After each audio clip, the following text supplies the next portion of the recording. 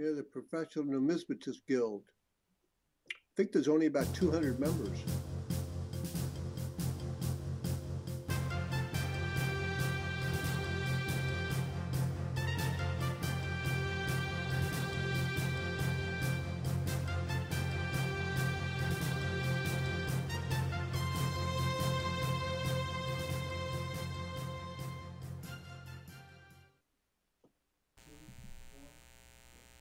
Greetings from beautiful Topsail Island in coastal North Carolina. I want to welcome you to our Financial News You Can Use weekly TV program, hosted by yours truly, Wayne Isaksen. So far in the program, we have featured a realtor, a builder, and a financial advisor. Today we are trying something a little different, and we'll be interviewing a gold and silver expert, a Mr. Bret Leifer, owner of Bret Leifer Numismatics, via a Skype connection. During the first 4 shows, there has been a lot of doom and gloom stories.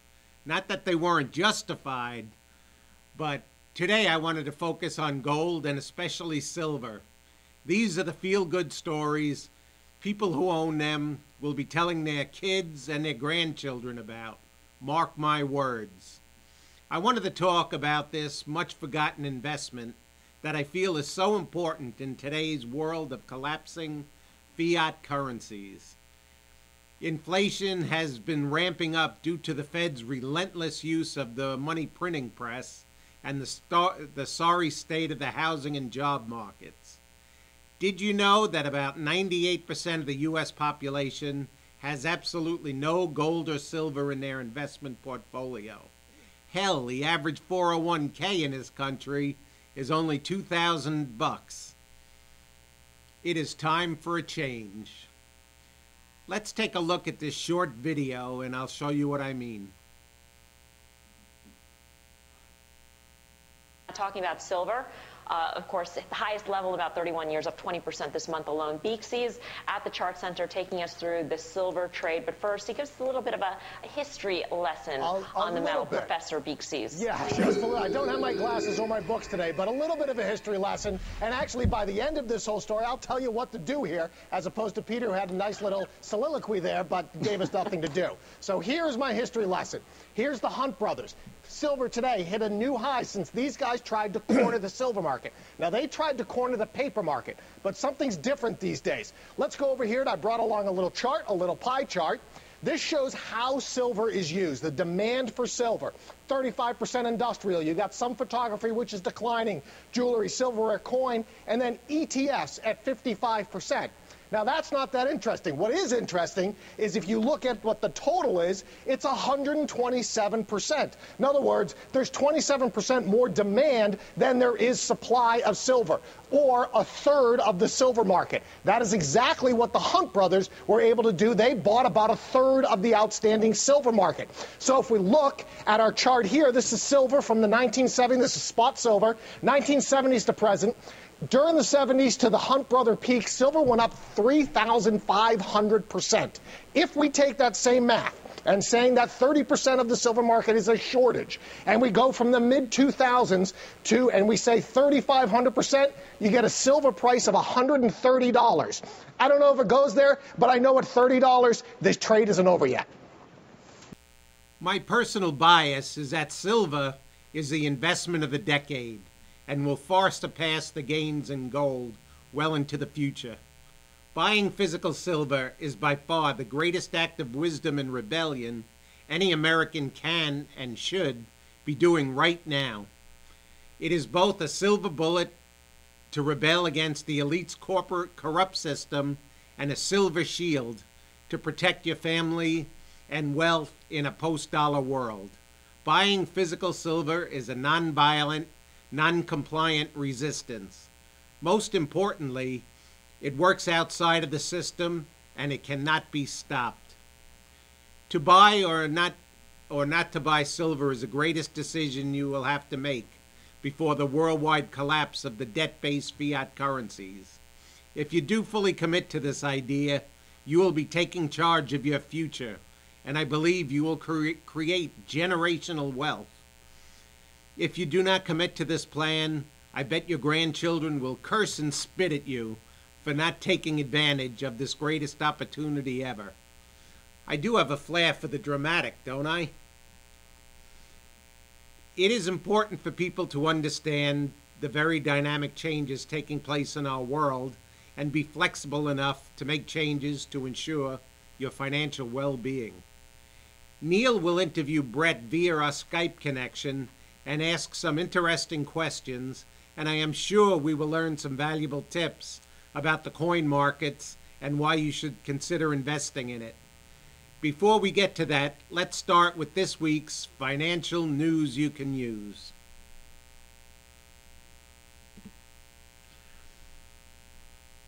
We will start the financial news you can use with the definition of real money. Real money is durable. Money must stand the test of time and the elements. It must not fade, corrode, or change through time. It must be portable. Good money needs to hold a high amount of worth relative to its weight and size. It must be divisible. Money should be relatively easy to separate and recombine without affecting its fundamental characteristics. An extension of this idea is that the item should be fungible, defined as being freely exchangeable or replaceable, in whole or in part,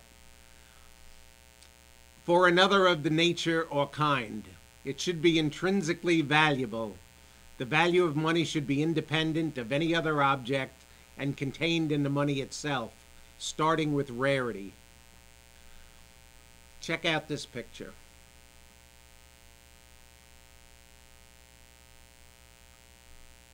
Here are some properties that make silver such an important industrial and monetary metal.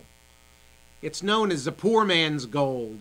Silver is more affordable and useful in smaller units as real money than gold is. Silver has more patents issued to it than all the other metals combined. Silver is a very good natural biocide and is now being used in clothing and food storage containers like Tupperware because of that property. Silver is the second most malleable metal next to gold, the most reflective, and the best electrical conductor of all the metals. Silver is the second most malleable. I said that already. Silver is widely used in industrial applications as a conductor. RFID, which is radio frequency identification chips, for inventory and tracking, for nanotechnology and surgical equipment, where the biocide and superconductivity qualities are needed. Photography was the largest industrial use, but that one thing is declining because of digital photography. Silver has replaced lead and solder, both in Europe and the United States. Most industrially used silver is used and effectively destroyed because it is not recovered and ends up in landfill. It is permanently lost. Did you know that there is an estimated 20 billion ounces of above-ground silver that can be accounted for by coinage, bullion and storage, flatware, jewelry, religious and artistic objects? There is an estimated 9.2 billion ounces of gold above ground. An estimated 90% of all the gold ever mined is still in existence. And take a look at these beautiful coins. In 1971, when Nixon closed the gold window and abandoned the gold standard, the U.S. had in excess of 2 billion ounces of silver. The U.S. Treasury now has none, and the U.S. Mint has to purchase the silver on the open market in order to mint their Silver Eagle coins. In fact, contrary to constitutional law, the U.S. Mint has suspended sales of U.S. Silver Eagles due to a lack of silver blanks. There is very little interest in precious metals among our general public. To test this theory, you could find most investment advisors' portfolio allocation recommendations. I believe you will find precious metals just a little ahead of Cabbage Patch dolls. This is beginning to change. Max Kaiser started a campaign a few months ago called Crash JP Morgan Buy silver. He is a former banker that provides the most cutting commentary on how banksters really work. The campaign of awareness caught the attention of more than a few people. The campaign to bring attention to JP Morgan and HSBC's huge short position on silver. This short position is the largest short position on anything, ever. And I have heard estimates that for every dollar that silver goes up, these two banks lose about $1 billion. They may seem like a lot of money, but when you understand that the paper price suppression, silver and gold is actually one of the pegs of support to the value of world currencies and every other paper asset in the world. Losing $1 billion a day means nothing to support a quadrillion-dollar Ponzi scheme. Silver and gold are actually competing currencies to the dollar, the euro, the yen, and the yuan. If the banksters can successfully hold down the price of silver and gold, they conversely give support to the paper assets all over the globe. And this picture tells a story. Rick Rule of Global Resource Investment says the gold environment is creating what we spoke about last time, which is fear demand. This could be a prelude to an upside blowout. When we asked him about silver specifically, Rule stated, the situation in silver seems to be a shortage in the March delivery. There is more silver called for delivery than there is silver to deliver. This has created backwardation in silver, and this is an extremely unusual situation in this market. This occurs when there is scarcity in silver. Anecdotally, my sources tell me that demand for physical silver is outstripping demand for gold on dollar-for-dollar basis in Europe and in North America. Certainly, what is of interest to me is the limited availability of new mine supply, including byproduct supply, in view of increasing demand. Meaning, in addition to the near term, you could see explosive action in the silver market in the future. You could also see a sustained 2 to 3 year bull market in silver simply because supply isn't sufficient to meet intermediate demand. I don't know how you solve a structural failure to deliver. I don't know if regulators or exchange officials would allow a force majeure until markets could stabilize. What I do know is that the set of circumstances would further destabilize the silver market and markedly increase speculative interest.